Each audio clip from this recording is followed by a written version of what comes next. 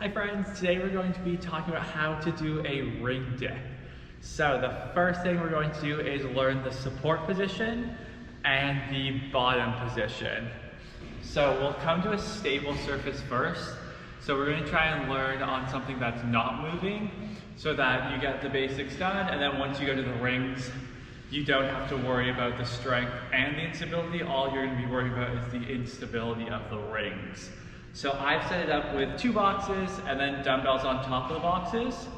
The reason for that is that when you're using a box, if you have your hand this way, it tends to put a lot of pressure in your wrist and people find that uncomfortable.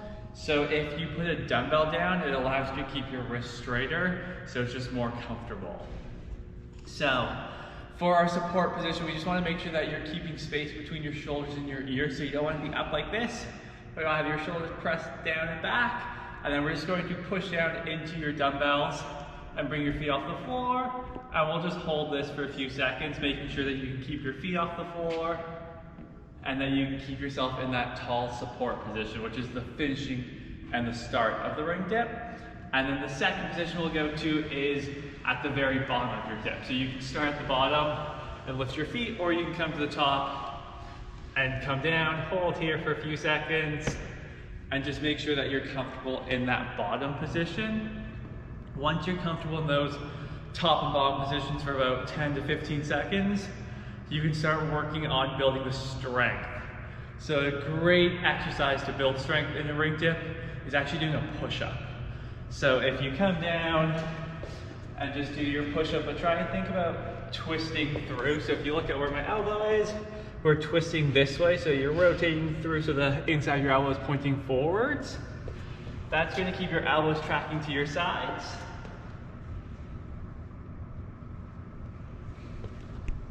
And if you're comfortable with push-ups, the ring dip is going to become a lot easier. Our second movement is going to be a dip off the box. So the easiest way to do that is to come onto your toes, and then you just use your toes as much as you need to, and you come down and press up. So that way you're using a little bit of your legs, but you're trying to put as much weight as you can into your arms. Once you're comfortable there, I like to go feet out in front. So a knee bend and press will be easier, and then walking your legs out straight and pressing would be a bit harder. So you can work on bringing your feet out more. And then our next movement would be to do the full dip on the stable objects with your feet off the floor. So that one, we're going to just bring your feet up off the floor, down, and press up. So I like to kind of do 5 to 10 reps of each. So if you can do 5 to 10 push-ups, you can go to 5 or 10 of the dips where your toes are supporting you.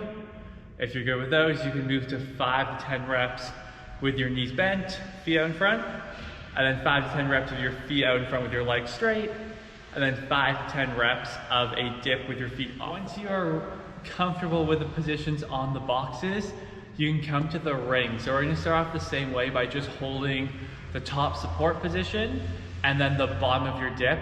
The big thing with the rings is that they're going to move around because they're not stable. So an easy way to make sure that you're not kind of wobbly everywhere is to try and glue them to your hips. So when you're in the support position, if you can tuck them tight to your hips, it's going to keep a lot of movement away and it'll keep you really stable. So as soon as the rings come away, they'll start to shake. Tight to your body keeps them from shaking. So we'll jump up to the top and we're holding here. Again, if you come out, it's really hard. In tight is much easier. And then same thing for the bottom of your dip, and then you can just lift your feet up off the floor. Once again, tight to your ribs is really easy. If I were to move them out, I would just fall through the ring. So when you're thinking about doing your dip, if you try and just trace the side of your body, you're always going to have the rings in contact with you. You'll be in a much better position.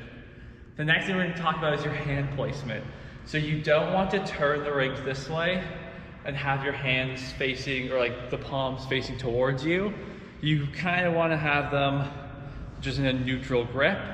If you turn them in slightly, the strap will rest on your arm, which is fine, but you definitely don't want to be fully in this like bar position. So you want to be more neutral. That looks like this. So the rings are just in a neutral position as opposed to being turned out like that. And if you notice, when they're in a neutral position, my elbows are tucked to my sides. And then once they turn out this way, your elbows come away from your body. So it just makes it harder to be in a balanced position. Once you're comfortable there, you can use the rings to use a spot. I'm actually too high, so I'm gonna move to these rings, which are a bit lower. So you can have your rings set up a little bit lower so that you can almost be standing with your arms extended, and you can go back up onto your toes. It will start at the top and it will come down and then press back up. And so what we're doing there is that foot spot where you're using your feet to kind of give you a bit of help, but you're still thinking of coming down straight and pressing back up, and your feet are there just for an assistance. So the lower the rings are, obviously the more you can use your legs, and the higher the rings go, the less you'd be able to use your legs. The next progression is going to be putting your feet out in front of you, but on a box. So it's just going to take a little bit of body weight away, but still let you feel the rings and feel like the stability of pressing the rings into your body. So heels up on a box.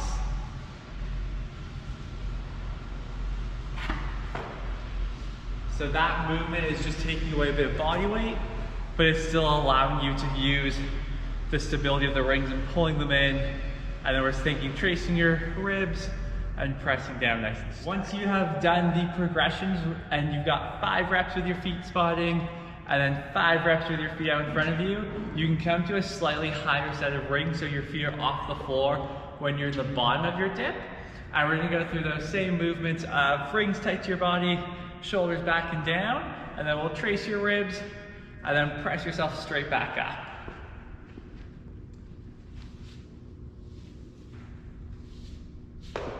Something to look for, something to make sure that you're not doing, is that you don't want to lean forward and press away. So you want your hips to travel down with you and then back up. So if you look from the side, it's pretty easy to see, but you don't want to be like this.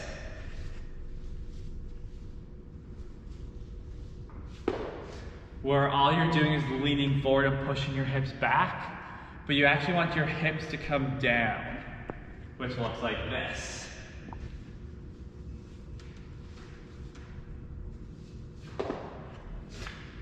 The reason is because when you're catching your muscle ups, when you're catching a strict muscle up, you're going to be at the bottom of the dip here. You're never going to be in a dip like this.